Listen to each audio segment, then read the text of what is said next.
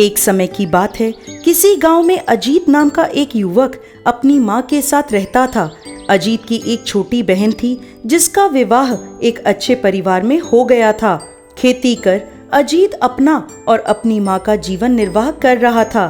परंतु जिस तरह समय हमेशा एक सा नहीं रहता, वैसे ही अजीत का समय भी एक सा नहीं रहा।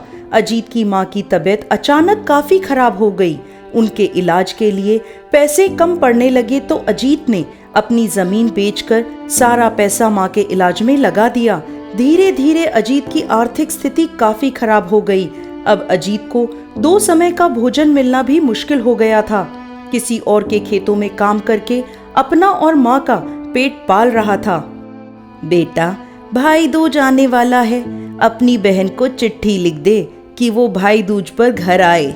माँ, आपको तो पता है इसका कोई फायदा नहीं होगा। जब से हमारी आर्थिक स्थिति खराब हुई है, तब से मीरा के ससुराल वालों ने हमसे सारे नाते तोड़ दिए हैं। मैंने कितनी बार उनको चिट्ठी भेजी है, लेकिन वहां से कोई जवाब नहीं आता। अब मैं क्या करूं माँ? किसी ने सही कहा है, पैसे जाने के बाद रिश्ते भी खराब हो जाते हैं। माँ जी, इस भाई दूज में मैं अपने घर चली जाऊं। बहुत दिनों से मैं अपने भाई से नहीं मिली। क्या करेगी वहाँ फटीचरों के पास जाकर? क्या मिलेगा वहाँ? ठेंगा। कोई भी लड़की अपने मायके जाती है तो उसके मायके वाले कुछ ना कुछ देकर ही विदा करते हैं। तेरे घर वाले तो तुझे क्या ही देंगे, उनके पास खाने तक का तो है नहीं। पर माँ जी, बहुत सालों से नहीं गई हूँ, कम से कम इस साल तो जाने दीजिए। रहने दे, कोई जरूरत नहीं है अपने फटीचर भाई के पास जाने की। एक बार मना कर दिया ना, बार बार क्यों पूछ रही है? पर माँ जी, अगर मैं नहीं जा सकती तो क्या मैं एक दिन के लिए अपने भाई को यहाँ बुला लूं? चल ठीक है, बुला ले, लेकिन एक बात अपने फटीचर भाई से बोल देना कि खाली हाथ ना आए यहाँ पर। मीरा ये सुनकर बहुत खुश हो जाती है। आखिरकार सालों बाद वो अपने भाई से मिल सकती थी। मीरा अपने भाई को बुलाने के लिए चिट्ठी लिखकर भेजती है।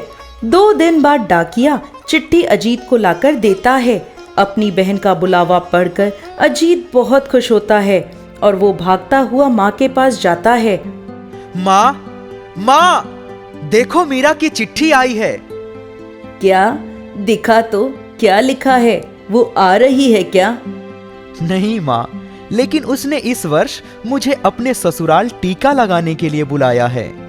अच्छा, ये तो बहुत खुशी की बात है, लेकिन पहली बार भाई दूज के दिन बहन के ससुराल जा रहा है। खाली हाथ जाना अच्छा नहीं लगेगा। कुछ मिठाई और फल लेते जाना। कहाँ से लाऊं माँ? इतने पैसे कहाँ है मेरे पास? ऊपर से दिवाली भी आने वाली है, उसके लिए भी पैसा चाहिए। अरे तू दिवाली की चिंता मत कर, दिवाली तो हम हर साल मनाते हैं। इस साल जैसे हालात हैं वैसी मना लेंगे। कुछ पैसे तो बचेंगे, उनसे तू कुछ फल मिठाई खरीद लेना, ठीक है? ठीक है माँ।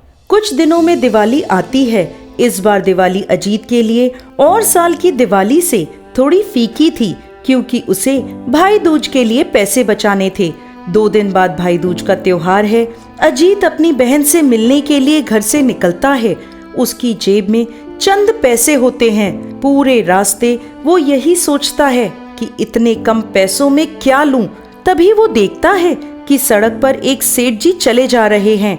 उनकी उंगली से सोने की अंगूठी छटक कर जमीन पर गिर जाती है। अजीत की उस अंगूठी पर नजर पड़ी।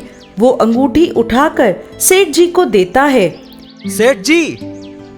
सेठ जी! कौन है भाई? क्या हुआ? सेठ जी, ये आपकी अंगूठी गिर गई थी, इसे रख लीजिए। अरे हाँ, यह तो मेरी अंगूठी है। तुम्हें नहीं पता ये अंगूठी कितनी कीमती है। तुम एक ईमानदार आदमी हो, इसलिए तुमने मुझे ये अंगूठी वापस दे दी। अगर तुम्हारी जगह कोई और होता तो इस अंगूठी को अपनी जेब में रखकर चला गया होता। इसमें धन्यवाद वाली क्या बात है? ये तो मेरा फर्ज था। ये लो बेटा, मेरी तरफ से कुछ पैसे रख लो, ये पैसे तुम्हारे काम आएंगे। नहीं सेठ जी, ये तो बहुत ज्यादा है, मैं इन्हें नहीं रख सकता। रख लो बेटा, ये पैसे तुम्हारी ईमानदारी के आगे बहुत कम है। और सुनो, मेरी दुकान में मुझे तुम्हारे जैसे ही ईमानदार आदमी की तलाश थी। क्या तुम मेरी दुकान पे काम करोगे? मैं तुम्हें अच्छी तनख्वाह दूंगा। जरूर करूंगा सेठ जी, मुझे तो काम की ही तलाश थी, लेकिन अभी मैं अपनी बहन के ससुराल जा रहा हूँ। हाँ, कोई बात नहीं, तुम त्योहार के बाद आ जाना। इसके बाद अजीत वहां से आगे बढ़ जाता है। अब अजीत के पास काफी पैसे थे। अजीत बहुत खुश था कि वो अपनी बहन के लिए अच्छी अच्छी मिठाई और महंगे उपहार खरीद सकता था। इधर मीरा अपने भाई के इंतजार में बैठी थी। थोड़ी देर में अजीत पहुंचता है। भैया आप आ गए?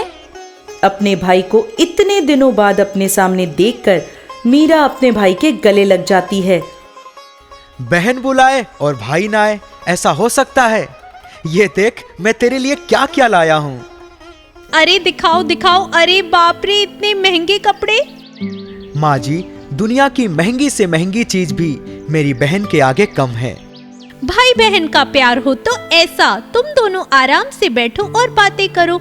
ये सब मुझे दे दो, मैं इन्हें संभाल कर रख देती हूँ। और सुनो बेटा, हर महीने आ जाया करो, ये तुम्हारा ही तो घर है। हाँ माँ जी। भैया ये सब छोड़ो, चलो तुमसे बहुत सी बातें करनी है और भाई दूज भी तो मनाना है। मीरा अपने भाई को अपने साथ ले जाती है।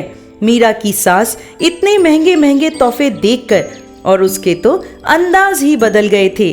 दूसरी ओर मीरा अपने भाई अजीत को भाई दूज का तिलक करती है और भाई अपनी छोटी बहन को खूब आशीर्वाद देता है।